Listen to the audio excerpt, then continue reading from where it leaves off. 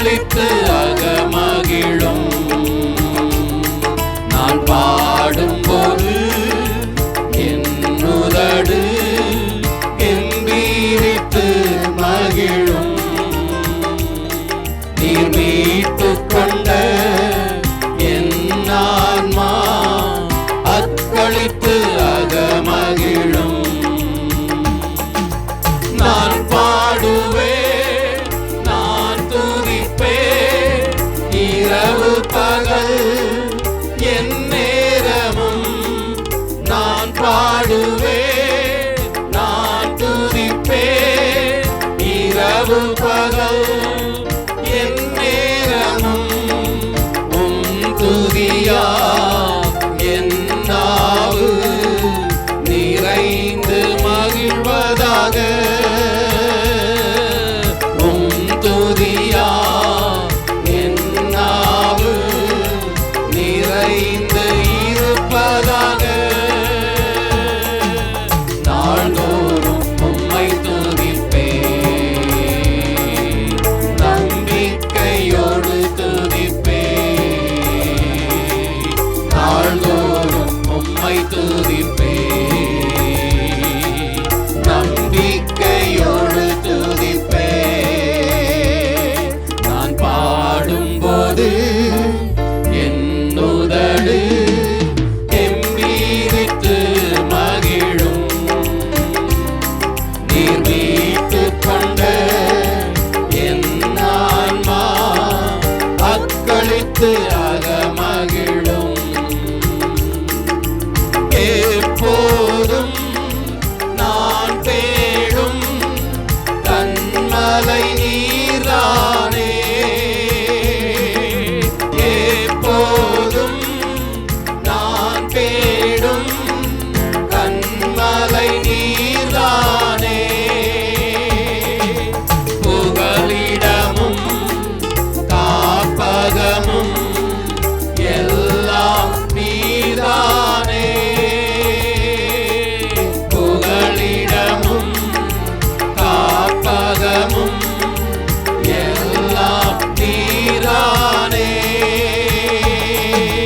நாள்தோறும் உம்மை துதிப்பேன், நம்பிக்கையோடு துதிப்பேன். ஆமென்.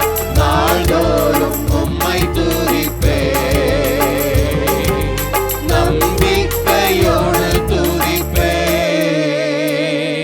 நான் பாடும்போது என் உதடு கெம்பீரித்து மகிழும். நீர் மீட்டுக் கொண்ட என் ஆன்மா அக்களித்து அகமகிழும். கருவறையில் இருக்கும்போது கர்த்தர் என்னை பராமரித்தீர். நான் கருவறையில் இருக்கும்போது கர்த்தர் என்னை பராமரித்தீர். குறைவின்றி குழந்தையாக வெளியே நீர் கொண்டு வந்தீர். ஒரு குறைவின்றி குழந்தையாக வெளியே நீர் கொண்டு வந்தீர். நாள்தோறும் உம்மை துதிப்பேன், நம்பிக்கையோடு துதிப்பேன். நாள்தோறும் உம்மை துதிப்பேன், நம்பிக்கையோடு துதிப்பேன். நான் பாடும்போது என் உதடு கெம்பீரித்து மகிழும். நீர் மீட்டுக் கொண்ட என் ஆன்மா அக்களித்து அகமகிழும். இளமை முதல் இதுவரையில் நீரே என் எதிர்காலம். என் இளமை முதல் இதுவரையில் நீரே என் எதிர்காலம்.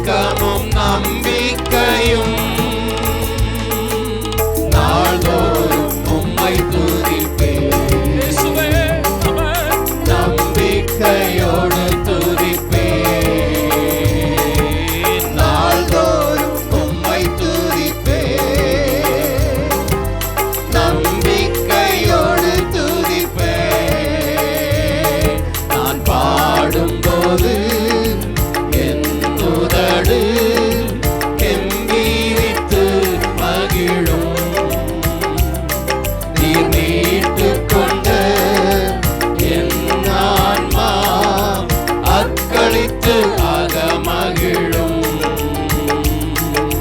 முதிர் வயது ஆனாலும் தள்ளிவிடாதவரே, நான் முதிர் வயது ஆனாலும் தள்ளிவிடாதவரே, பலன் குன்றி போகும்போது கைவிடாதவரே,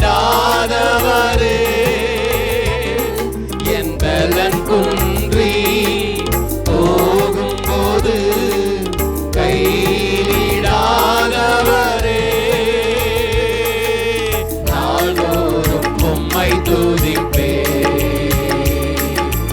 நம்பிக்கையோடு துதிப்பேன், நாள்தோறும் உம்மை துதிப்பேன், நம்பிக்கையோடு துதிப்பேன். நான் பாடும்போது என் உதடு கெம்பீரித்து மகிழும். நீ மீட்டுக் கொண்ட என் ஆன்மா அக்களித்து அகமகிழும். நான் பாடும்போது என் உதடு கெம்பீரித்து மகிழும். நீர் மீட்டுக் கொண்ட என் ஆன்மா அக்களித்து அகமகிழும். நாள்தோறும் உம்மை துதிப்பேன், நம்பிக்கையோடு துதிப்பேன், நாள்தோறும் உம்மை துதிப்பேன், நம்பிக்கையோடு துதிப்பேன், நாள்தோறும் உம்மை துதிப்பேன், நம்பிக்கையோடு துதிப்பேன்.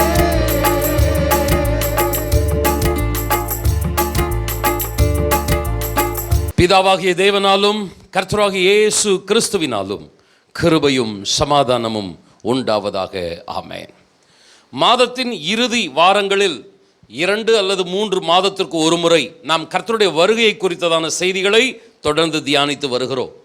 நம்முடைய திருச்சபை மக்கள் இம்மைக்குரிய ஆசீர்வாதங்களில் மாத்திரமல்ல, நித்திய ஆசீர்வாதங்களில், பரலோக நன்மைகளில் நிறைந்தவர்களாக இருக்க வேண்டும்.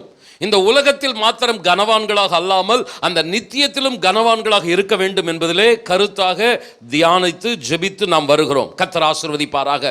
ஆதலால் இந்த நாளிலும் கர்த்தருடைய வருகைக்கு நாம் ஆயத்தமாக வேண்டும். நித்தியத்திலே நம்முடைய வாழ்க்கை பிரகாசமாக இருக்க வேண்டும் என்பதற்காக நான் கர்த்தருடைய வார்த்தைகளை நான் உங்கள் மத்தியிலே வைக்க விருப்பப்படுகிறேன். கர்த்தருக்கு ஸ்தோத்திரம். ஆராதனையின் வேளையிலே நாம் பாடி ஆராதித்தது போலவும் கடந்த காலங்களிலே என்னுடைய மனதில் ஒரு பாரம், அதே சமயத்தில் ஒரு பயம். கூர்மையை கவனியுங்கள். பல ஊழியம் ஸ்தாபனங்களிலே காணப்படுகிற இடர்பாடுகள், பெரிய பெரிய தலைவருடைய வாழ்க்கையிலே காணப்படுகிற வீழ்ச்சிகள், பிரகாசிக்கிற நட்சத்திரங்கள் போல காணப்பட்ட விசுவாச குடும்பங்கள் காணப்படுகிற பின்மாற்றங்கள், இந்த வீழ்ச்சிகள், தடுமாற்றங்கள், இவைகளை குறித்து பார்க்கும் பொழுது, கேள்விப்படும் பொழுது மனம் கலங்கினது, பாரமடைந்தது. அதே சமயத்தில் மனதில் ஒரு நடுக்கம் பிடித்தது. என்ன நடுக்கம்? எனக்குள் இருக்கிற அபிஷேகத்தை, எனக்குள் இருக்கிற பரிசுத்தத்தை, எனக்குள் இருக்கிற விசுவாசத்தை, ஒன்று கர்த்தருடைய வருகை வரை அல்லது இந்த உலகத்தில் ஓட்டத்தை முடிக்கிற வரை நான் காத்து கொள்ள வேண்டுமே என்கிற பாரம், பயம், நடுக்கம் உண்டானது. ஆதலால் அன்பானவர்களே, இன்றைக்கு எனக்குள் காணப்பட்ட எச்சரிக்கையை நம் அனைவருக்கும் செய்தியாக நான் உங்கள் மத்தியிலே வைக்கிறேன். கர்த்தருக்கு ஸ்தோத்திரம். கடந்த சில வாரங்களாக, மாதங்களாக, வருடங்களாக எனக்குள் காணப்பட்ட பாரம், பயம், நடுக்கம், அவைகளை இந்த திருச்சபைக்கு முன்பதாக வைக்கிறேன். நம்மையும் அந்த பாரம் பிடிப்பதாக, பயமும் நடுக்கமும் பிடிப்பதாக ஆண்டவருடைய வருகைக்கு நம்மையும் ஆண்டவர் ஆயத்தப்படுத்துவாராக. வெளிப்படுத்தின விசேஷம் 2ஆம் அதிகாரம் 25ஆம் வசனம். உங்களுக்குள்ளதை நான் வருமளவும் பற்றி கொண்டிருங்கள். உங்களுக்குள் இருக்கும் ஆண்டவர் தந்த அற்புதமான ஆசீர்வாதங்களை வருகை வரைக்கும், அதாகிலும் ஆண்டவராக இயேசு கிறிஸ்து மத்திய ஆகாயத்திலே வருகிற அந்த ரகசிய வருகை வரைக்கும் உறுதியாக காத்துக்கொள்ளுங்கள், பற்றி கொண்டிருங்கள். அன்பானவர்களே, கூர்மையாய் கவனியுங்கள். தேவன் நமக்கு விலை உயர்ந்த பல பொக்கிஷங்களை கொடுத்திருக்கிறார், இலவசமாக கொடுத்திருக்கிறார். நம்முடைய வீட்டிலே பொக்கிஷமாக நிறைய காரியங்களை பாதுகாப்போம்.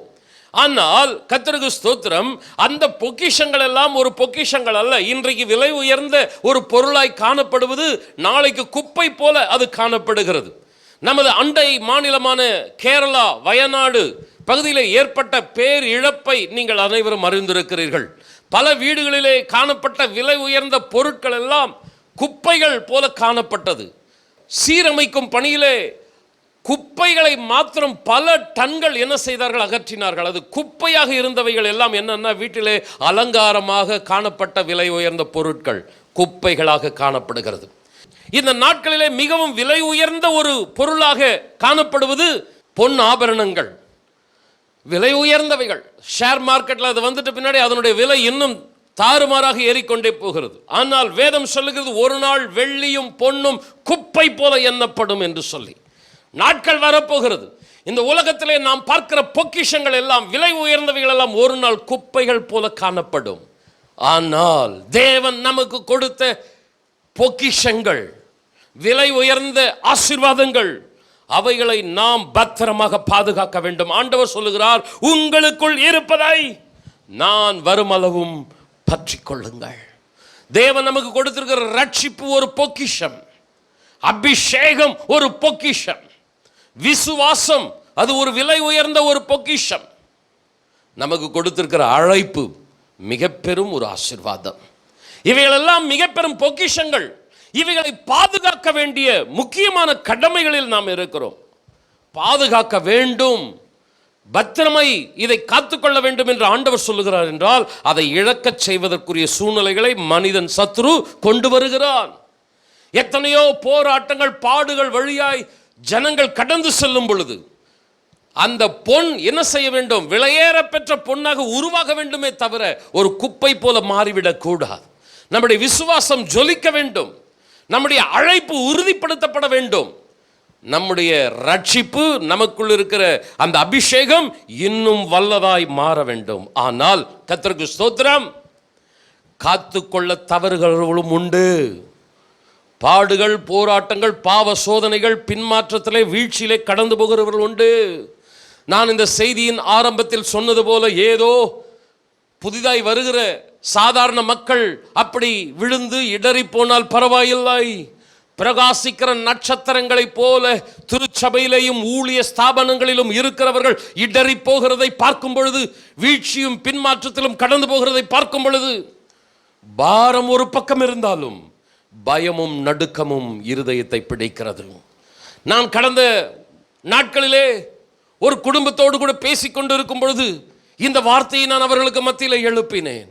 வேதம் ஒரு கேள்வியை கேட்கிறது, நீதிமானே ரட்சிக்கப்படுவது அரிதானால் பாவியும் பக்தி இல்லாதவனும் எங்கே நிற்பான்?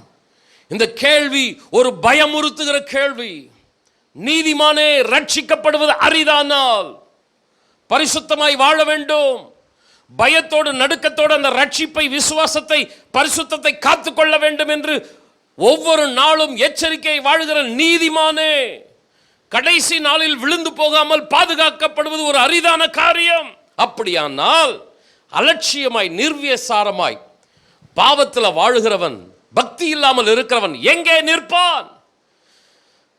ஆண்டவருக்கு மகிமை உண்டாகட்டும். இந்த பிரசங்கம் பிரசங்கிக்கிற எனக்குள்ளும் கண்களை மூடுகிற வரைக்கும் நடுக்கம் உண்டாக்க வேண்டும். உங்களுக்குள்ளும் ஒரு சத்தம் தொனித்து கொண்டே இருக்க வேண்டும். வாழ்க்கையில் பின்மாற்றம், தடுமாற்றம் வரும்பொழுது ஒரு எச்சரிப்பு மணி உங்களுக்குள் ஒலிக்க வேண்டும். ஆவியானவர் உங்களை பலப்படுத்துவாராக. லூக்கா 18ஆம் அதிகாரத்தில் ஆண்டவர் ஒரு உவமையை சொல்லுகிறார். ஒரு விதவை பெண் அந்த தேசத்து ராஜாவினிடத்தில் போய் தன்னுடைய காரியத்திற்காக போய் முறையிடுகிறாள். ஆண்டவர் இந்த ஊமை எதற்காக சொல்லுகிறார்? சோர்ந்து போகாமல் எப்பொழுதும் நம்பிக்கையோடு கூட நாம் தேவனிடத்தில் விசுவாசம் உள்ளவர்களாக இருக்க வேண்டும், ஜெபிக்க வேண்டும், கர்த்தரை தேட வேண்டும் என்பதற்காக சொல்லுகிறார். அந்த விதவை பெண்ணானவளுக்கு காணப்பட வேண்டிய, கிடைக்க வேண்டிய நீதி நியாயம் தடைபடுகிறது. அவள் முறையிடுகிற அந்த ராஜாவோ மனுஷனை மதியாதவன், தேவனுக்கு பயப்படாதவன். நியாயம் செய்ய வேண்டும் என்கிற உணர்வு அவனுக்குள் இல்லை.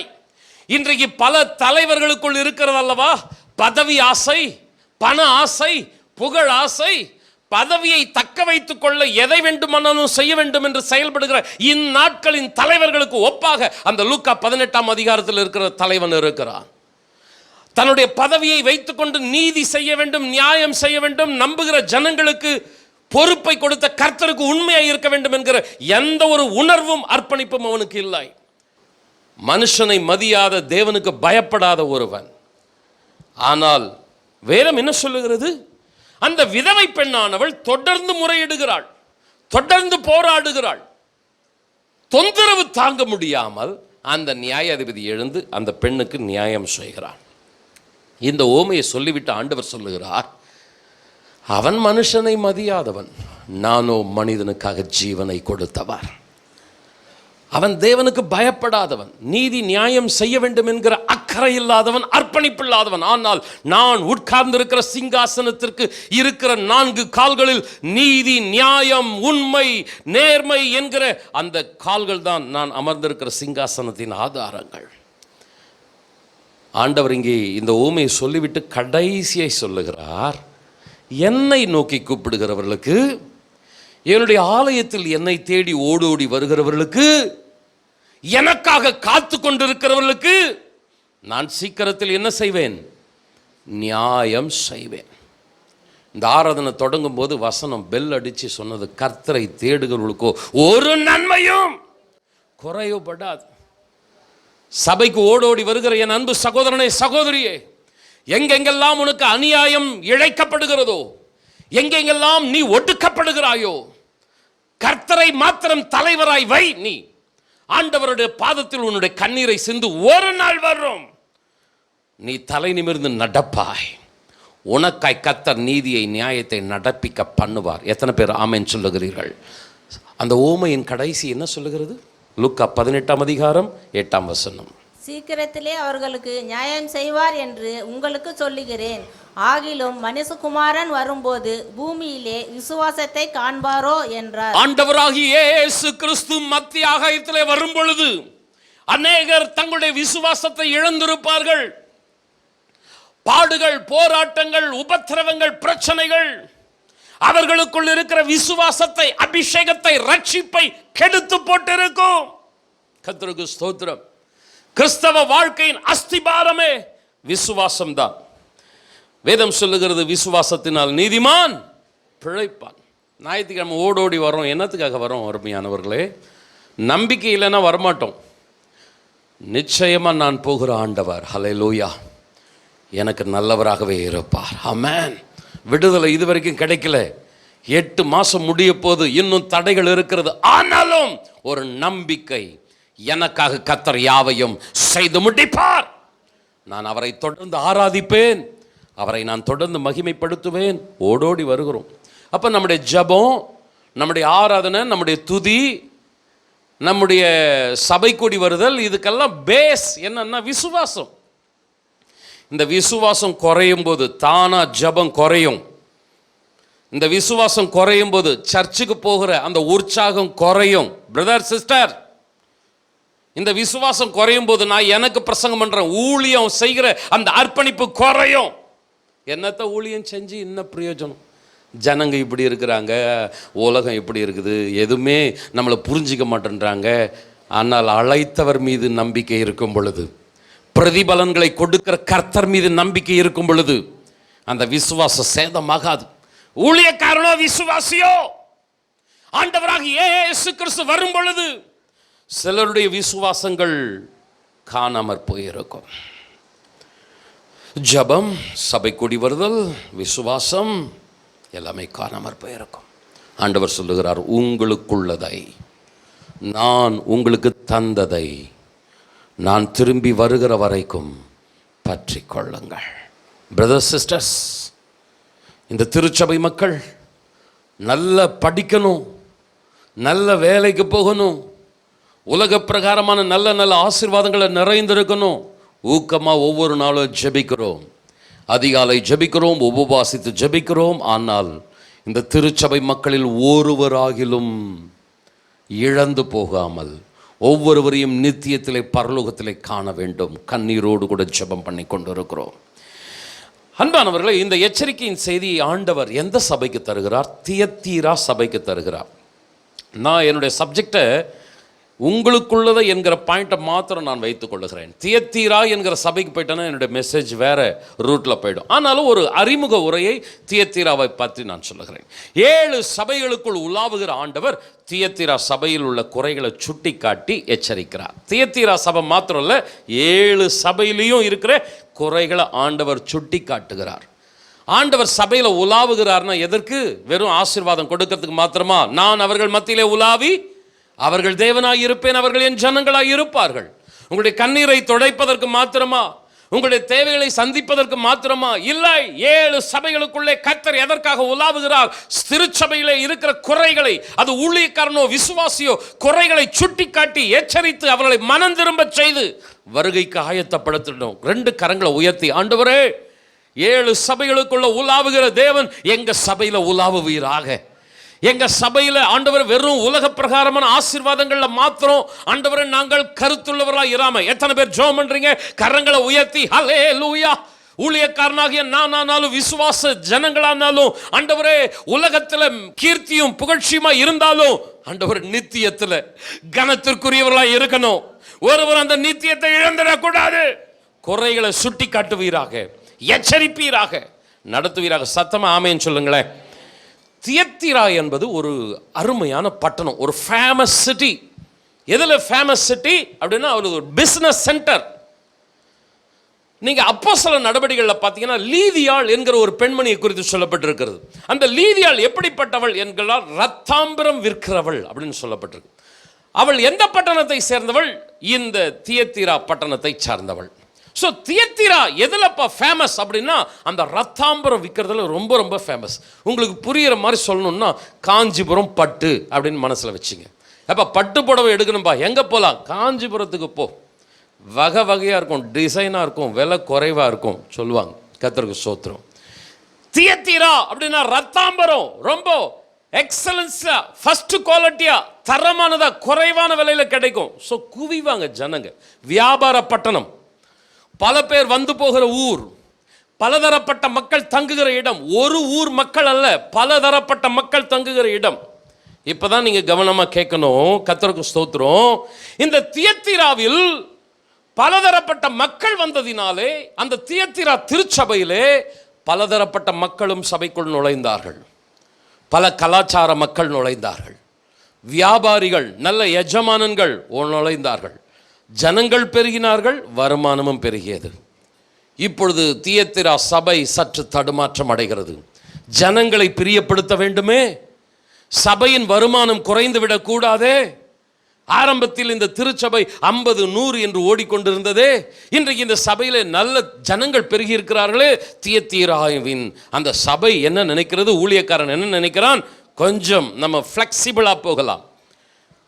கடிந்து எச்சரித்து பிரசங்கித்து சபையை ஆயத்தப்படுத்தி கொண்டிருந்த ஜனங்களை பிரியப்படுத்தும்படி பிரசங்கங்களை மாற்றுகிறார். பிரசங்கத்தின் தரம் குறைகிறது.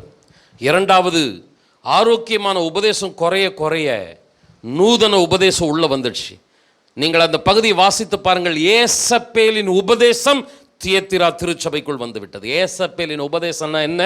நீங்க ராஜாக்களின் புஸ்தகத்தை வாசிச்சு பார்த்தீங்கன்னா கர்த்தரின் தீர்க்கதரிசிகள் பாகாலின் தீர்க்கதரிசிகளாய் மாறி விடுவார்கள். பாகாலுக்கு விக்கிரக ஆராதனை வழிபட்டு ஆண்டவருக்கு பிரியமில்லாத அசுத்தமான வாழ்க்கைக்குள்ளாய் அவர்கள் கடந்து போனார்கள். அந்த ஏசப்பேலின் ஆவி தியத்தீரா திருச்சபைக்குள் வந்து விட்டது. ஏசப்பேலின் காலம் முடியலாம், ஆனால் ஏசப்பேலுக்குள் உழைந்து அந்த தேசத்தை கெடுத்த ஆவி தியத்தீராவில் மாத்திரமல்ல, இன்றைக்கும் சபைகளை கெடுக்கும்படி கிரியை செய்து கொண்டே இருக்கிறது. ஆண்டவர் என்ன? திருச்சபையின் நோக்கம் என்ன? லேவியராகமம் 20ஆம் அதிகாரம் 26ஆம் வசனம். கர்த்தராகிய நான் பரிசுத்தராய் இருக்கிறபடியினாலே நீங்களும் எனக்கேற்ற பரிசுத்தவான்களாய் இருப்பீர்களாக.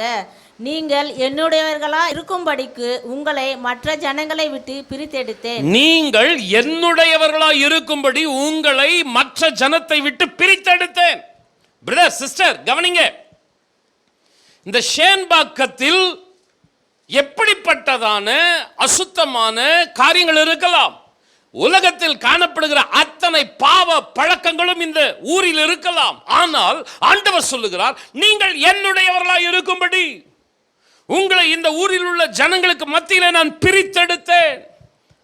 சபை என்கிற ஒரு வார்த்தைக்கு என்ன அர்த்தம்? கட்டடமா? பிரித்தெடுக்கப்பட்ட ஜனங்கள், வேறு பிரிக்கப்பட்ட கூட்டம், இதுதான் சபை. அப்போ ஊரு மக்களும் ஒரே மாதிரி, அவங்க போகிறது கோயில் மசூதி, நம்ம வர்றது சர்ச். ஆனால் வாழ்க்கைலாம் ஒரே கொட்டையில் ஊடுற மட்டைங்க அப்படின்னா பிரயோஜனம் இல்லை. பிரதர் சிஸ்டர், இந்த சபையை நடத்துறதுக்கு நான் துக்கப்படணும், வெட்கப்படணும். திருச்சபை மக்களை குறித்து சபையிலே ஊரிலே பேசப்படுகிற சாட்சிகள் தான் தேவனுக்கு மகிமை உண்டாக வேண்டும். ஆண்டவருடைய நாமத்தை மகிமைப்படுத்தக்கூடிய ஒரு சபையை நம்முடைய சபை இருக்க வேண்டும். நீங்கள் என்னுடையவர்களாய் இருக்கும்படி உலக அசுத்தத்திலிருந்து நான் பிரித்தெடுத்தேன். சபைக்குள் உங்களை கொண்டு வந்து நாளுக்கு நாள் தேவ சாயலாய் உங்களை நான் உருவாக்கி கொண்டிருக்கிறேன். இதுதான் சர்ச்சினுடைய பர்பஸ். சபையினுடைய நோக்கம் என்ன? பிரதர் சிஸ்டர்ஸ் கவனிங்க, கர்த்தர் உங்களுக்கு உலக பிரகாரமான நன்மைகளை நிச்சயம் தருவாராக. உங்களுடைய பிள்ளைகளுடைய படிப்பு காரியங்கள், உங்களுடைய பிள்ளைகளுடைய வேலை காரியங்கள், திருமண காரியங்கள், இன்னும் நீங்கள் எதிர்பார்த்து காத்திருக்கிறதான தெய்வீக சுகங்கள், பண விஷயங்கள், பிரச்சனைகள் எல்லாவற்றிலும் கர்த்தர் நீங்கள் நினைப்பதற்கும் வேண்டுவதற்கும் மேலாய் செய்தருள்வாராக. ஆமென் சொல்லுங்களேன். இந்த சபையினுடைய நோக்கம் இது மாத்திரம் அல்ல. இம்மைக்காக மாத்திரம் நாம் கிறிஸ்துவின் நம்பிக்கை உள்ளவர்களாக இருந்தால் எல்லா மனுஷரை பார்க்கலாம் பரிதபிக்கப்படத்தக்கவர்களாக இருப்போம். சர்ச்சுக்கு எதுக்கு வரும்? ஆண்டவர் என்னத்துக்கு கொண்டு வரா தெரியுமா? உன்னை நான் பிரிச்செடுத்திருக்கிறேன். ஒருவேளை உங்ககிட்ட சில காரியம் ஃப்ரெண்ட்ஸோடு இருக்கிறது ஓட்டிகிட்டு இருக்கும், பிரிச்செடுத்து சபையில் வந்தாலும் ஊருக்குள்ளே இருக்கிறது ஓட்டிகிட்டு இருக்கும். ஆனால் நான் உன்னை சுத்தப்படுத்துகிற கர்த்தர். ஆமேன்னு சொல்லுங்களேன். இந்த சபையில் உலாவுவாராக, சுட்டி காட்டுவாராக, குறைகளை சுத்தப்படுத்துவாராக. சத்தமாக ஆமேன்னு சொல்லுங்க. ஒருவரையும் நாம் இழந்து போகாமல் எல்லாரையும் பரலோகத்திலே பார்க்கும்படி ஆயத்தப்படுத்துவாராக. கொஞ்சம் சத்தமாக ஆமேன்னு சொல்ல கேட்கிறேன். அருமையானவர்களே, இன்றைக்கு என்ன நடக்கிறது தெரியுங்களா? திருச்சபைகளிலே சினிமா பாடல்கள் தோணிக்கிறது. ஆராதனையில் பரிசுத்தவான்கள் கண்ணீரோடு எத்தனையோ பாடல்களை எழுதி வைத்திருக்கிறார்கள். பாடல்களை பாடும்போதே தேவ பிரசன்னம் இறங்கி வருகிற அளவுக்கு கண்ணீருக்கு மத்தியில், வேதனைகளுக்கு மத்தியில் அழகான மகிமையான பாடல்களை அருமையான தேவதாசர்கள் எழுதி வைத்திருக்கிறாங்க. பாடல்களை பாடும்போது கர்த்தர் நமக்காகவே பேசுறது போல இருக்கிறது. அல்லேலூயா. ஆனால் இன்றைக்கி அந்த பாட்டெல்லாம் போயிடுச்சு. எல்லா சபையும் சொல்லலை. சில சபையில் பார்த்தீங்கன்னா சினிமா பாடல்கள் பாடப்படுகிறது. சரி, அந்த மைக்கை பிடிச்சி பாடுறவன் பாட்டோம். சபை மக்கள் எப்படிப்பா இருக்கிறாங்க அப்படின்னு பார்த்தா ஆண்களும் பெண்களும் சும்மா கையை தட்டி சந்தோஷமாக பாடுறாங்க பாருங்கள். கூட சேர்ந்து கண்களில் கண்ணீர் வழிகிறது. இந்த சபையில் கொஞ்சம் பாட்டை பாடுங்கப்பா, கொஞ்சம் கையை என்ன பண்ணுங்க, தட்டுங்கப்பா, கூட சேர்ந்து பாடுங்க. எந்த பாட்டு? கர்த்தருடைய பாட்டை பாட வைக்கிறதுக்கு உங்களுக்கு அவ்வளோ போராட வேண்டியதாக இருக்குது. ஆனால் சினிமா பாட்டை பாடுறான், கையை தட்டி ஒரு மகிழ்ச்சி கொண்டாட்டம் அப்படி இருக்குது. ஆண்டவராக இயேசு கிறிஸ்து தாம் ஊழியம் செய்த காலத்தில் சில ஊழியக்காரர்களை பார்த்து துக்கத்தோடு சொன்ன ஒரு வார்த்தை என்னன்னா, இவர்களும் பரலோகத்திற்கு போக மாட்டார்கள், பரலோகத்திற்கு போகிறவர்களையும் இவர்கள் பிரவேசிக்க விட மாட்டார்கள். சில பரிசேயர்கள், சில வேதப்பாரர்கள், சில ஆசாரிகளை பற்றி ஆண்டவர் சொன்னார். இவங்களும் போக மாட்டாங்க, போகிறவங்களையும் இவங்க தடுப்பாங்க, இடரலை கொண்டு வருவாங்க. இன்றைக்கு தேவ ஜனங்களை வருகைக்கு பரலோகத்திற்கு ஆயத்தப்படுத்தும் பணியை திருச்சபைகள் செய்வதற்கு பதிலாக எல்லா சபைகளும் அல்ல, சில சபைகள் ஜனங்களை நரகத்திற்கு ஆயத்தப்படுத்தி கொண்டிருக்கிறது. ஆரோக்கியமான உபதேசங்களை கடிந்து எச்சரிக்கை கொடுக்கும் செய்திகளை கொடுக்கும் சபைகள் கூடாரங்கள் காலியாக இருக்கிறது. ஆனால் சினிமா பாடல்கள், நீ எப்படி வேண்டுமானாலும் வாழலாம், என்ன வேண்டுமானாலும் செய்யலாம், நீ இஷ்டம் போல் அனுபவி ராஜா அனுபவி என்று சொல்லுகிற சபைகளில் கூட்டம் நிறைந்து வழிகிறது. ஆண்டவருடைய எச்சரிக்கையின் சத்தத்தை கேளுங்கள். மத்தேயு 7:13-14. இடுக்கமான வாசல் வழியாய் உட்பிரவேசியுங்கள். கேட்டுக்கு போகிற வாசல் விரிவும் வழி விசாலமுமாய் இருக்கிறது, அதன் வழியாய் பிரவேசிக்கிறவர்கள் அநேகர். ஜீவனுக்கு போகிற வாசல் இடுக்கமும் வழி நெருக்கமுமாய் இருக்கிறது, அதை கண்டுபிடிக்கிறவர்கள் சிலர். பரலோகத்திற்கு செல்லக்கூடிய வாசல் இடுக்கமான வாசல், பாடுகள் போராட்டங்கள் நிறைந்த ஒரு பாதை. இந்த பாதையிலே நடப்பவர்கள் ரொம்ப சிலர் தான். அதே சமயம் ஒரு விசாலமான பாதை பக்கத்திலே இருக்கிறது, அது கேட்டுக்கு போகிற பாதை. அந்த பாதையிலே எந்த பிரச்சனையும் இல்லை, எந்த கடிந்து கொள்ளுதலும் இல்லை, இஷ்டம் போல வாழலாம். அந்த பாதையிலே ஒரு பெருங்கூட்டம் சென்று கொண்டு இருக்கிறது. சகோதரனே சகோதரியே, நீ எந்த பாதையில் நீ நிற்கிறாய்? பாடுகள் போராட்டங்கள் உபத்திரவங்கள் பிரச்சனைகளுக்கு மத்தியிலே இடுக்கமான வாசல்களில் பிரவேசியுங்கள். அந்த பாதை உங்களை பத்திரமாய் பரலோகத்துக்கு கொண்டு போய் விட்டுவிடும். சில நேரம் கண்ணீர்கள், சில நேரம் வருத்தங்கள், சில நேரம் குறைவுகள் நம்மை பரிசுத்தப்படுத்தும். சில வியாதிகள் நம்மை ஆண்டவருடைய வருகைக்கு ஆயத்தப்படுத்தும். எந்த ஒரு பாடுகள் சிக்ஷைகள் இல்லாத ஒரு பாவ வாழ்க்கை நம்மை விசாலத்தில் கொண்டு போய் நரகத்திலே தள்ளிவிடும். ஆண்டவரே, இடுக்கமான வாசலில் நாங்கள் பிரவேசித்தாலும் எங்களோடு கூட நீர் தொடர்ந்து நடப்பீராக. எத்தனை பேர் ஆமேன் சொல்லுகிறீர்கள்? இதை சொல்லிட்டு ஆண்டவர் சொல்றாரு, 15ஆம் வசனம் இப்ப வாசிங்க. கள்ள தீர்க்கதரிசிகளுக்கு எச்சரிக்கையா இருங்கள். அவர்கள் ஆட்டுத்தோலை போர்த்து கொண்டு உங்களிடத்தில் வருவார்கள், உள்ளத்திலோ அவர்கள் பட்சிக்கிற ஓநாய்கள். ஆட்டுத்தோலை போர்த்தி கொண்டு இருக்கிற ஓநாய்கள். ஆண்டவர் கேட்டுக்கு போகிற வாசலை குறித்து சொல்றாரு, பரலோகத்துக்கு போகிற அந்த வாசலை குறித்து. இடுக்கமான வாசல், விசாலமான வாசல், 2 வாசலை பற்றி பேசிட்டு 3வது பாயிண்ட்ல சொல்றாரு, தீர்க்கதரிசிகளுக்கு ஊழியக்காரர்களுக்கு நீங்க எச்சரிக்கையா இருக்கணும். பிரதர் சிஸ்டர்ஸ், கவனிக்கிறீர்களா? அவர்கள் ஆட்டுத்தோலை போர்த்தி கொண்டு இருக்கிற ஓநாய்கள். பார்க்கறதுக்கு ஆடு மாதிரி தெரியும், ஆனால் அவர்கள் பட்சிக்கிற ஓநாய்கள். ஒரு ஆட்டின் சுபாவம் என்ன? ஆடுகளை காப்பாற்ற தன்னுடைய ஜீவனையும் கொடுப்பதுதான் ஒரு ஆடு. தன்னுடைய சுயநலனுக்காக ஆடு செயல்படாது. ஒரு ஆடு என்ன பண்ணும்? தனியாக செயல்படாது. ஒரு கூட்டமாக போகும். ஒரு ஆடு விழுந்தால் எல்லா ஆடும் விழும். அப்படின்னா ஒரு ஆடு என்ன செய்யும்? தன்னையும் தன்னோடு கூட இருக்கிறவங்களையும் காப்பாற்றுவது, தன்னுடைய ஜீவனையும் கொடுப்பது தான் ஆட்டின் சுபாவம். ஓநாயின் சுபாவம் என்ன தெரியுங்களா? வஞ்சகமாக தந்திரமாக முன்ன போகிற மாதிரி போய் ஒவ்வொன்றத்தையும் க்ளோஸ் பண்ணும். அதுதான் ஓநாய். இன்னைக்கு ஆண்டவர் சொல்கிறாரு, ஊழியக்காரர்கள், சில தலைவர்கள் ஓநாய்களைப் போல தங்களை காத்துக்கொள்ள, தங்கள் சுயநலமான வாழ்க்கைக்காக, சொகுசான வாழ்க்கைக்காக சபையை பட்சிக்கிறார்கள். ஆண்டவர் அப்படிப்பட்ட சபைகளிலிருந்து ஆத்துமாக்களை, தம்முடைய மந்தைகளை காப்பாற்றுவாராக. சபைகளுக்குள்ளே உலாவுகிற தேவன் எல்லா சபைகளிலும் உலாவி குறைகளை நீக்கி ஊழியக்காரர்களை கர்த்தர் எச்சரித்து சரிப்படுத்தி சபைகளையும் ஆயத்தப்படுத்தி 2 கரங்களை உயர்த்தி, ஆண்டவரே, உம்முடைய வருகைக்கு நேராக ஒருவரும் கைவிடப்படாமல் எல்லாருமே ஆயத்தமாயிருக்க தகுதிப்படுத்தும், ஆயத்தப்படுத்தும். கர்த்தருக்கே மகிமை. நான் இந்த செய்தியின் இறுதி பகுதிக்கு வருகிறேன். உங்களுக்குள்ளதை நான் வருமளவும் பற்றி கொண்டிருங்கள். இதே வார்த்தைகள் ஆண்டவர் 2 இடத்துல சொல்றார். நேரம் இருந்தால் இன்னொன்று சொல்கிறேன், இல்லைன்னா ஒரு பாயிண்டோடு நான் முடிக்கிறேன். லூக்கா 19ஆம் அதிகாரம் 13ஆம் வசனம். புறப்படும் போது அவன் தன் ஊழியக்காரரில் 10 பேரை அழைத்து அவர்களிடத்தில் 10 ராத்தல் திரவியம் கொடுத்து, நான் திரும்பி வருமளவும் இதை கொண்டு வியாபாரம் பண்ணுங்கள் என்று சொன்னான். நான் திரும்பி வருமளவும் உங்களுக்குள்ளதை பற்றி கொண்டிருங்கள். நான் திரும்பி வரும்பொழுதும் இதை கொண்டு வியாபாரம் பண்ணுங்கள். கவனியுங்கள் அருமையானவர்களே, 5 தாலந்து 2 தாலந்து 1 தாலந்து. லூக்கா 19ஆம் அதிகாரமும் மத்தேயு 25ஆம் அதிகாரமும் ஒரே சம்பவத்தை சொல்லுகிறது. சில வித்தியாசங்கள் இருக்கிறது. அந்த வித்தியாசத்தை விட்டுடுவோம், சப்ஜெக்டை மாத்திரம் நம்ம எடுத்துக்கொள்ளலாம். அருமையானவர்களே, ஒரு எஜமானன், ஒரு பிரபு தன்னுடைய பிரயாணமாக ஒரு புறதேசத்துக்கு போகிறான். நீண்ட தூரம் பிரயாணம் போகிறான். நீண்ட தூரம் பிரயாணம் போகும்போது தன்னுடைய வேலைக்காரர்களை அழைத்து அவர்கள் கைகளிலே பொறுப்புகளை கொடுக்கிறான், பணத்தை கொடுக்கிறான். 5 தாலந்து ஒரு வேலைக்காரனிடம், இன்னொரு வேலைக்காரனிடம் 2 தாலந்து, இன்னொரு வேலைக்காரனிடம் 1 தாலந்து. இது எங்கே இருக்கிறது? மத்தேயுவில் சொல்லப்பட்டிருக்குது. 19ஆம் அதிகாரம் லூக்காவிலே 10 ராத்தல் திரவியல் எடுத்து வேலைக்காரர்களுக்கு கொடுத்தான் என்று சொல்லப்பட்டிருக்குது. சரி, நீங்கள் சப்ஜெக்டுக்கு வந்துருங்க.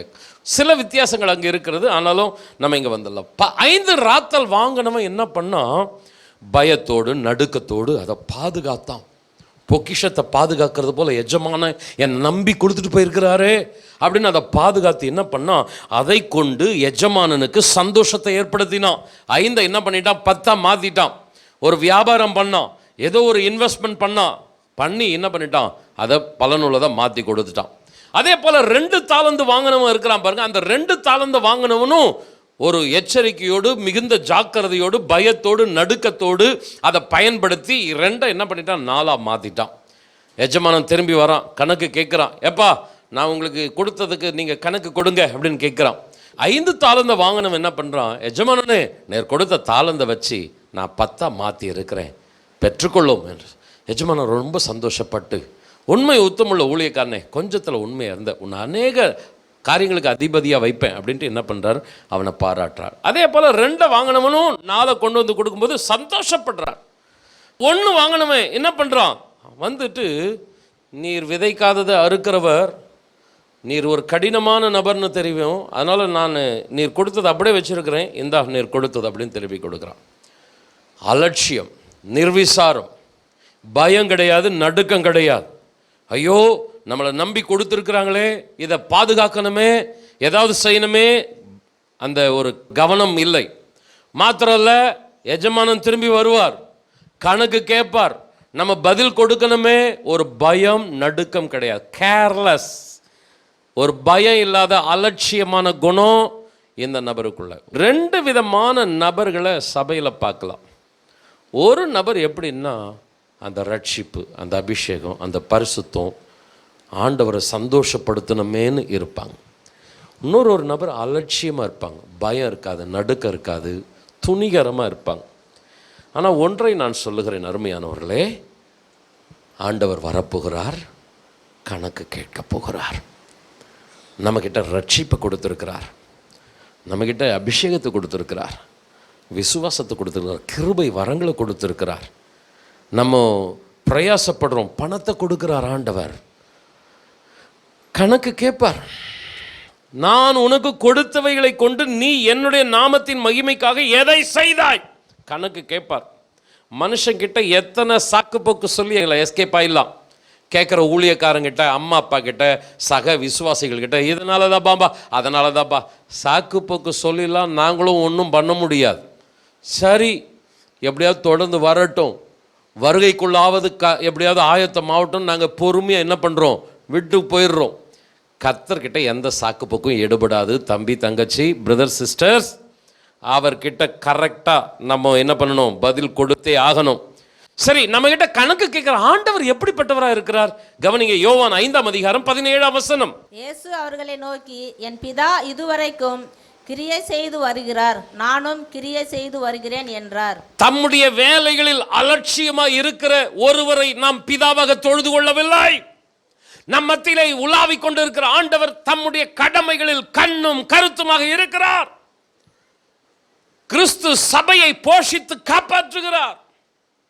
நம்முடைய சபைக்கு வேண்டிய, நம்முடைய குடும்பத்துக்கு வேண்டிய காரியங்களை கரெக்டா ஆண்டவர் செய்கிறார். வேதத்தில் ஒரு இடத்தில் சொல்லப்பட்டிருக்கிறது, நாம் உண்மை இல்லாதவர்களாக இருந்தாலும் அவர் உண்மையுள்ளவராக இருக்கிறார். அவர் செய்ய வேண்டிய டியூட்டிஸ் கரெக்டா செஞ்சுட்டு இருக்கிறார்ப்பா. பிதாவாகிய தேவன் செய்கிற டியூட்டியை கரெக்டா செஞ்சுட்டு இருக்கிறார். குமாரனாகிய கிறிஸ்து கரெக்டா செஞ்சுட்டு இருக்கிறார். டியூட்டியை கரெக்டா செய்கிற ஆண்டவர் தான் உங்ககிட்டயும் என்கிட்டயும் பொறுப்பை கொடுத்திருக்கிறார். ஏமாத்துற ஒரு எஜமானன் வந்தா திருடனுக்கு திருடன் ஒத்து போயிடுவான். நீ அப்படி பண்ணப்பா, ஓகே, ரொம்ப பண்ணாத, நீ யாருன்னு எனக்கு தெரியும். கம்முனாயிடுவான், பொறுப்பு கொடுத்துவேன். சரிடாப்பா, கொஞ்சம் பாதி பாதி கமிஷன் போட்டுக்கலாம், போயிடுவான். நீ திருடனோடு பார்க்கும்போது ஒருமித்து போகிறாய், அது கூட வசனம் இருக்குது, ரைட்டா? அப்படியும் பொழப்பு ஓட்டுறவங்க இருக்கிறாங்க. மற்றவனுடைய தவற, மற்றவனுடைய காரியங்களை வச்சு தன்னுடைய காரியத்தை சாதிக்கிறவங்கள. ஆனால் நம்ம எஜமானன் அப்படி இல்லை. பிரதர், சிஸ்டர், டியூட்டியில் பர்ஃபெக்டாக இருக்கிறவர், பொறுப்பை கொடுத்தவர் கணக்கு கேட்பார். நம்ம ஜாக்கிரதையாக இல்லையன்னா ரொம்ப ரொம்ப கஷ்டம். அருமையானவர்களே, உன்னை ரட்சித்த ஆண்டவர் இன்னைக்கு வரைக்கும் உனக்கு கரெக்டாக இருக்கிறாருமா? நீ கரெக்டாக இல்லை. என்னை ஊழியத்துக்கு அழைத்த ஆண்டவர் இன்னைக்கு வரைக்கும் எனக்கு கரெக்டாக இருக்கிறார். ஆனால் நான் சொல்ல முடியும், நான் கரெக்டாக இல்லை. ஆண்டவர் எனக்கு செய்த எத்தனையோ நன்மைகளுக்கு நான் இன்னும் நிறைய கடன்காரனாக இருக்கிறேன். நான் செய்ய வேண்டிய காரியங்கள் ஏராளமாக இருக்குது. ஆண்டவர் எனக்கு நிறைய செஞ்சுட்டார். ஐயோ, நான் உண்மையாக இருக்கணுமே, என்னுடைய பொறுப்பை நிறைவேற்றணுமே, பயம் நடுக்க இருக்குது. உங்களுக்கும் நான் சொல்றேன், உங்களுக்கு நிறைய செஞ்சிருக்கிறார். எத்தனை பேர் ஆமென் சொல்றீங்க? நீங்க ஆண்டவருக்கு செய்ததை காட்டிலும் ஆண்டவர் உங்களுக்கு செய்தது அதிகம். கணக்கு கேட்பார் ஒரு நாள். நான் உனக்கு கொடுத்த ரட்சிப்பு, உனக்கு கொடுத்த கிருபை, உனக்கு கொடுத்த அபிஷேகம், உனக்கு கொடுத்த விசுவாசம், உன் கையில் கொடுத்த பணம், என் நாமத்தின் மகிமைக்கு நீ என்ன செய்த? இது ஒரு பிஸ்னஸ். அருமையானவர்களை, ஆண்டவர் நம்ம கிட்ட கொடுத்துட்டு கணக்கு கேட்பார். பிஸ்னஸ். அந்த பிஸ்னஸ்ல நம்ம கரெக்டா இருக்கணும். தன்னுடைய வேலையில ஜாக்கிரதையா இருக்கிறவன் பார்த்தீங்கன்னா அவன் நீசனுக்கு முன்னாடி நிற்க மாட்டான், ராஜாக்களுக்கு முன்னாடி நிற்பான். ஆண்டவர் கொண்டு போய் நிறுத்துவார். உன்னை பொறுப்புகளை கொடுத்துட்டு அவர் தூரமாக போயிட்டு காலாட்டிட்டு உட்காந்துட்டு இல்லை. ஆண்டவர் சொல்றார், என் பிதா இதுவரைக்கும் ஸ்டில் இதுவரைக்கும் கிரியை செஞ்சுட்டு இருக்கிறார், நானும் இதுவரைக்கும் கிரியை செய்து வருகிறேன். இப்போ வரைக்கும் பிதாவும் குமாரனும் ஆக்டிவாக இருக்கிறாங்க. பிரதர், சிஸ்டர், சபை ஒரு இன்ஆக்டிவாக இருக்கக்கூடாது. ஆண்டவர் சீக்கிரமாய் வரப்போகிறார், கணக்கு கேட்பார். முதல்ல குறைய சுட்டி காட்டுவார், சரிப்பா செய்ப்பா, உற்சாகப்படுத்துவார், தட்டி கொடுப்பார். அதுக்கடுத்து கடிந்து கொள்வார், அதுக்கடுத்து கொஞ்சம் சிட்சிப்பார். எதுக்கும் அசைஞ்சு கொடுக்கலையா, நான் இப்படித்தான் இருப்பேன் அப்படின்றீங்களா, உங்களுக்கு ஒரு வசனம் நிறைவேடும். ஆதியாகமம் 6:3 அப்பொழுது கர்த்தர், என் ஆவி என்றைக்கும் மனுஷனோட போராடுவதில்லை, அவன் மாம்சம் தானே, அவன் இருக்க போகிற நாட்கள் 120 வருஷம் என்றார். அந்த 120 கூட இல்லை, இப்போ வயசு குறைஞ்சிட்டே வருது. மனுஷனுடைய நாட்கள் கொஞ்சம் தானே, எதுக்கு அவனோட போராடிட்டு இருக்கணும்? அப்ப என்ன பண்றார் ஆண்டவர்? அமைதியாய் ஒதுங்கி விடுகிறார். என்னுடைய ஆவி என்றென்றைக்கும் மனுஷனோடு போராடாது. ஒத்துழைக்கிறவனுக்கு நான் உடனே கூட இருப்பேன், ஒத்துழைக்காதவனுக்கு அமைதியாய் நான் ஒதுங்கி விடுவேன். சவுலை விட்டு விலகினவர், சிம்சோனை விட்டு விலகினவர், ஒத்துழைக்காதவர்களையும் விட்டு விலகி விடுவார். ஒரு தாளந்தை வாங்கி ஒத்துழைக்காதவனுக்கு என்ன நிலைமை வந்துச்சு தெரியுங்களா? அவனை அழுகையும் பற்கடிப்புமான இடத்திலே தள்ளுங்கள், அந்த புறம்பான இருளிலே தள்ளுங்கள், அங்கே வேதனை தான் உண்டாயிருக்கும். அந்த இடம் நமக்கு வந்துடக்கூடாது. கரங்களை கொஞ்சம் உயர்த்தி, ஆண்டவரே, அந்த 5 10 அந்த 2 4 நீர் பாராட்டினீர். உம்முடைய மனம் குளிர்ந்திருந்தது, சந்தோஷப்பட்டது. ஒரு எஜமானனா சபையின் தலைவராக இங்கே உலாவிட்டு இருக்கிறீர். கொஞ்சம் கரங்களை உயர்த்தி, ரட்சித்து இந்த சபையில் கொண்டு வந்து விசுவாசியா நாட்டி வச்சிருக்கிறீர். என்ன இந்த சபைக்கு ஊழியக்காரனா கொண்டு வந்து வச்சிருக்கிறீர். கொஞ்சம் கரங்களை உயர்த்தி, ஆண்டவரே, உம்முடைய மனம் குளிரணும், உம்முடைய இருதயம் துக்கப்படக்கூடாது, நீர் சந்தோஷப்படணும். அப்போ இந்த உலகத்திலும் எனக்கு நல்ல ஆசீர்வாதம், நித்தியத்திலும் இதை காட்டிலும் மேன்மையும் கனமும். சத்தமாமேன்னு சொல்லுங்களேன். உங்களுக்குள்ளதை நீங்கள் பற்றி கொள்ளாவிட்டால் ஒரு நாள் வரப்போகிறது. யோவான் 9:4 பகற்காலம் இருக்க மட்டும் நான் என்னை அனுப்பினவருடைய கிரியைகளை செய்ய வேண்டும், ஒருவனும் கிரியை செய்யக்கூடாத ராக்காலம் வருகிறது. ஒருவனும் கிரியை செய்யக்கூடாத ராக்காலம் வரப்போகிறது. நமக்கு கிரியை செய்யக்கூடிய பகற்காலம் இருக்கும் பொழுதே, தேசத்தில் அனுகூலமான சூழ்நிலை, குடும்பத்தில் அனுகூலமான சூழ்நிலை, சரீரத்தில் அனுகூலமான சூழ்நிலை, இந்த பகற்காலம் இருக்கும் பொழுதே நாம் செய்ய வேண்டிய கடமைகளை சபைக்காக, தேவனுக்காக செய்ய தீவிரப்படுவோம். ஒருவரும் கிரியை செய்யக்கூடாத ஒரு ராக்காலம் வரப்போகிறது. அன்பானவர்களே, நம்முடைய சரீரத்தில் வருகிற பலவீனங்கள், ஆண்டவருக்காய் நாம் தொடர்ந்து செயல்பட முடியாதபடி ஒரு தடுமாற்றமான சரீரத்தின் காலங்கள் வரப்போகிறது. அரசியல், உலக அரசியலிலே இப்பொழுது இருக்கிறதான விடுதலையாய் ஊழியம் செய்ய முடியாத, ஆராதிக்க முடியாத ஒரு காலமும் வரப்போகிறதா? அந்த ராக்காலம் வருவதற்கு முன்பதாக பகற்காலத்தில் நம்மால் இயன்றதை கர்த்தருக்காக செய்து விடுவோம். எத்தனை பேர் ஆமேன் சொல்லுகிறீர்கள்? கொஞ்சம் கண்களை மூடி கரங்களை உயர்த்தி, ஆண்டவரே, ஆண்டவரே, எங்களை தாழ்த்துகிறோம், உங்களுக்குள்ளதை நான் வருமளவும் பற்றி கொண்டிருங்கள். ஹல்லேலூயா. ஆண்டவர் சீக்கிரமாய் வரப்போகிறார். அவர் வருகிற நாளிலே நாம் பாராட்டை பெறுகிறவர்களாக இருக்க வேண்டுமே தவிர சிட்சிக்கப்படுகிற, தண்டிக்கப்படுகிற நிலையிலே இருக்கக்கூடாது. கடைசியாக ஒரு வசனத்தை வைத்து நான் முடிக்கிறேன். ஆண்டவருக்கு மகிமை உண்டாகட்டும். இதை கொஞ்சம் ஷார்ட்டாக வச்சிடறேன், டைம் இல்லாததுனால. யோவான் சுவிசேஷம் 21ஆம் அதிகாரம் 22ஆம் வசனம். அதற்கு இயேசு, நான் வருமளவும் இவன் இருக்க எனக்கு சித்தமானால் உனக்கு என்ன, நீ என்னை பின்பற்றி வா என்றார். நான் வருமளவும், ஆண்டவராக இயேசு கிறிஸ்து 3 இடங்களில் சொல்லுகிறார், நான் வருமளவும் உனக்குள்ளதை பற்றிக்கொள், நான் வருமளவும் உனக்கு கொடுத்திருக்கிறவைகளை பயன்படுத்தி தேவனுடைய நாமத்தை மகிமைப்படுத்து, எஜமானனை சந்தோஷப்படுத்து. 3வது சொல்லுகிறார், நான் வருமளவும் இவன் இருக்க எனக்கு சித்தமானால் உனக்கு என்ன, நீ என்னை பின்பற்றி வா. Don't compare others. அடுத்த விசுவாசியோடு உங்களை ஒப்பிட்டு பார்க்காதீங்க. அடுத்த ஊழியக்காரனோடு உங்களை ஒப்பிட்டு பார்க்காதீங்க. உங்களுக்கு கர்த்தர் கொடுத்திருக்கிற அழைப்பும் அபிஷேகமும் வித்தியாசமானது. எத்தனை பேர் ஆமென் சொல்லுகிறீர்கள்? ஹல்லேலூயா. ஆண்டவர் ஒவ்வொருவரையும் ஒவ்வொரு நோக்கத்திற்காக அழைத்திருக்கிறார். சபையில் அவன் அப்படி இருக்கிறானே, நான் ஏன் இப்படி இருக்கணும் அப்படியெல்லாம் இருக்காது. உங்களுக்கு கர்த்தர் என்ன கொடுத்திருக்கிறாரோ, நான் வரும் அளவும் ஏவன் எப்படி இருந்தாலும் உனக்குரிய டியூட்டியை நீ செய்யணும். கொஞ்சம் முழங்கால நின்று, ஆண்டவரே, இந்த காலவெளியில் அப்பா 5 தாலந்து கொடுத்திருக்கிறீர், 2 தாலந்து கொடுத்திருக்கிறீர், 1 தாலந்து கொடுத்திருக்கிறீர். ஆண்டவரே கொடுத்துட்டு நீர் ஆண்டவரே கணக்கு கேட்க மத்திய ஆகாயத்தில் வரப்போகிறீர். அவன் செய்த நன்மைக்காவது தீமைக்காவது நாங்கள் நியாயாசனத்திற்கு முன்பாக நிற்கணும். கிறிஸ்துவின் நியாயாசனத்துக்கு முன்பதாக ஆண்டவருடைய சமூகத்தில் நம்ம நிற்க வேண்டும். அவருடைய சிங்காசனத்துக்கு முன்னாடி நிற்க வேண்டும். ஆண்டவர் கணக்கு கேட்பார். இப்போ நம்ம சாக்குப்போக்கு சொல்றது போல நம்ம சாக்குப்போக்கு சொல்லிட முடியாது. அவர் எல்லாவற்றையும் பார்த்து கொண்டு இருக்கிறார். நம்ம பயத்தோடு நடுக்கத்தோடு ஜாக்கிரதையா கவனமாக செயல்படுறோமா, நிர்விசாரமா, அலட்சியமா, எந்த ஒரு கவலையும் இல்லாமல் பயமும் இல்லாமல் செயல்படுகிறோமா, கர்த்தர் பார்த்துட்டு தான் இருக்கிறார். அவர் தூரத்தில் இருந்தாலும் நடப்பவைகளை எல்லாவற்றையும் அவர் கவனித்து கொண்டே இருக்கிறார். ஹல்லேலூயா. ஆண்டவருக்கு மகிமை உண்டாகட்டும். ஒரு நாள் வரப்போகிறது, 5 2 வைத்து 10 4 என்று பெருக்கினவர்கள், எஜமானுடைய இருதயத்தை குளிர பண்ணினவர்கள், சந்தோஷப்படுத்தினவர்கள், அவர்கள் தேவனுடைய சமூகத்தில் கம்பீரமாய் நின்று கொண்டிருக்கிறார்கள். ஹல்லேலூயா. நல்லது. உண்மை முத்தமுள்ள ஊழியக்காரனே, கொஞ்சத்துல நீ உண்மையா இருந்த அநேகத்திற்கு நீ அதிகாரியா இரு. உன்னை அநேக பட்டணங்களுக்கு அதிகாரியாக்குகிறேன். உயர்த்துகிற கர்த்தர் நம்மளை மேன்மைப்படுத்துவார். இந்த பூமியில மாத்திரம் மேன்மை இல்லைம்மா, பரலோகத்தில் நமக்கு மேன்மை காத்து கொண்டு இருக்கிறது. பாடல் சொல்லுகிறது, அழகாய் நிற்கும் யார் இவர்கள். இவர்களெல்லாம் எப்படிப்பட்டவர்கள்னா, 1 தாலந்தோ 2 தாலந்தோ 5 தாலந்தோ அதை உபயோகித்து தேவனுடைய நாமத்தை மகிமைப்படுத்தினவர்கள். ஒரு பயம் நடுக்கம் பிடிக்கட்டும். எனக்கு அன்பான சகோதரனே, சகோதரியே, தேவன் நமக்கு கொடுத்திருக்கிற அபிஷேகம், ரட்சிப்பு, விசுவாசம், கிருபை, வரங்கள், தேவன் நம்முடைய கைகளின் பிரயாசித்து கொடுக்கிற பண காரியங்கள், ஆண்டவருடைய நாமத்தை நம்ம மகிமைப்படுத்தணும்.